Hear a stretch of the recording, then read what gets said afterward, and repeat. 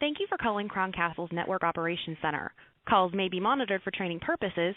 Please hold for the next available operator. Network Operations, this is Chris.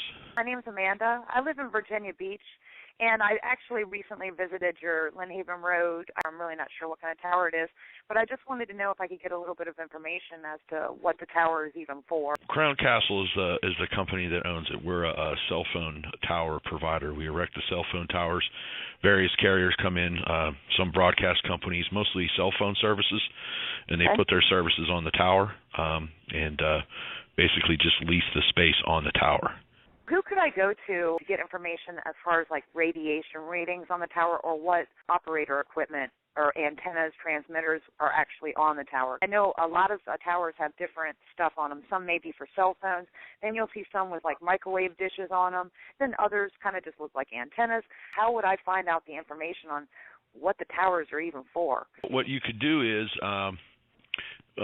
for the most part, the radio frequency or RF limits are well within or below. They're nothing to worry about. But if I can't give you an exact number on those because I'm not really sure what tower you're at. Do you have like a website that I could go to and do the research myself? All that information could be obtained from the from our help desk or our landlord hotline. I wouldn't have any of that information, unfortunately, but I can get you somewhere, and that is the landlord helpline. And if they can't answer it, they will definitely find something or someone that can, but that's where you're going to want to start right there. Thank you so much. You're very welcome. You have a good day. All right. Bye.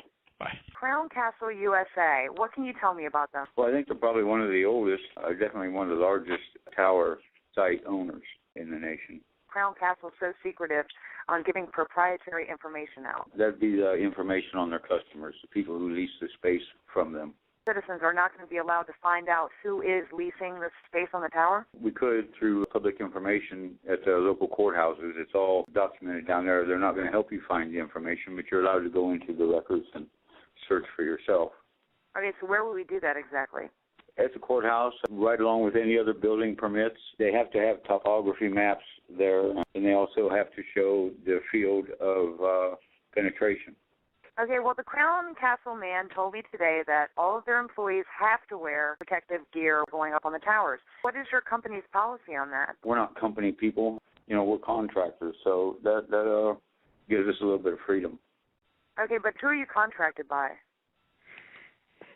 It would be the proprietary owners. Okay, so you work for one of the bad guys, right?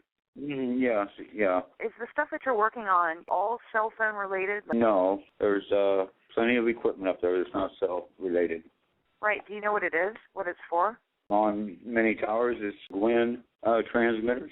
They call it the ground wave emergency network. There's a lot that people aren't aware of, how these towers are manipulating a false electromagnetic field surrounding the Earth. They have a range of duties to perform from these tower sites. Tower operator, is that your position? Outside plant field engineer. Do they tell you ahead of time, not to mess with other stuff that's on the tower, or that you have to remain quiet about certain things? Is there something that you sign that you can't tell anybody? We like to refer only to the project at hand. We try not to talk too much about other equipment up there. It's none of our business. Well, what would happen if you were to blow the whistle on them, legally? I would definitely be blackballed, and I'd probably have a hard time finding work the rest of my life. Right, well, that would be a good thing, considering your job. They create a false magnetic floor on the Earth. The Earth pulsates with a natural approximately 8 kilohertz, I think, when this electromagnetic pulse comes from the south, moving over the Earth to the north. It's just like a heartbeat almost. And this thing operates on the same frequency that part of our brain does. Presenting a false floor, it disconnects us from natural intuition and abilities. WIN system, the towers are set up anywhere from 299 being the minimum to 500 maximum foot high on the transmitters. Something that a lot of people aren't aware of is at the base of these WIN towers, there is 300-foot strands of copper spreading out from the base underground in a spoke-like fashion. So it's in your basement. It's everywhere. This magnetic floor, this false magnetic floor that keeps us from walking in harmony. Okay, so we already know that we're not going to be able to get public information on people putting this stuff up there. What responsibility does Crown have to the equipment that's on it? Are they responsible for the radiation that comes off of it, or is it the carrier? Carriers, whoever their customers are responsible for testing and proof of performance and certification tests that need to be done annually. When the tests are done, the contractor that performs the tests, the customer who owns transmitters on the tower, and the FCC are all given copies of test results, and they're required to keep them for 5 years. Well, they said they had a general population standard and a worker standard. What's the difference? The general population would be anybody that's out around the tower, living near the towers. There's certain levels of radiation that these people are permitted to transmit through their yards and schoolyards and playgrounds, whereas the workers that are on the tower are exposed to quite a bit more. The antennas should be pointing at a degree similar to the curvature of the Earth, 12 degrees off perpendicular, probably somewhere around there. That would be ideal to keep that signal traveling around the circumference of the curve of the Earth.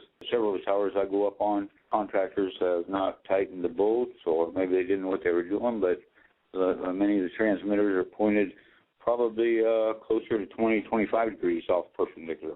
How does one dummy up information to the FCC? Well, you manipulate the software in your meters, maybe provide a false location or a location that did test accurately, and you would then use those pictures of those wavelengths underneath new locations and new dates.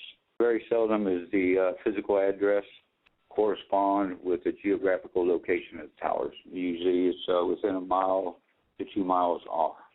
A CLI meter will measure the levels of radiation. I suggested a frequency counter. It's a cheap way to go, but it will tell you if there is open circuits transmitting, and it will tell you what frequency that the transmissions are on. You can use a frequency counter, and it will tell you what frequency is open and transmitting. There's a terahertz wavelength that will split the double helix of our DNA. And these cell phones and the scanners at the airports from TSA, these all have terahertz similar frequency transmitted that's causing more damage than we will ever know. Tinnitus. You know, everyone getting the ringing in their ears. Is that due to the towers? Well, it's one of the first symptoms, I think, exposure to radiation, depending on the frequency. But it is one of the first symptoms that people experience. It's tinnitus and headaches and nausea and lethargic, fatigue. How many years have you been doing this? I've been in the telecommunications industry since the mid-'80s. And how long have you been climbing towers, like these particular towers? I started my first tower in 1985.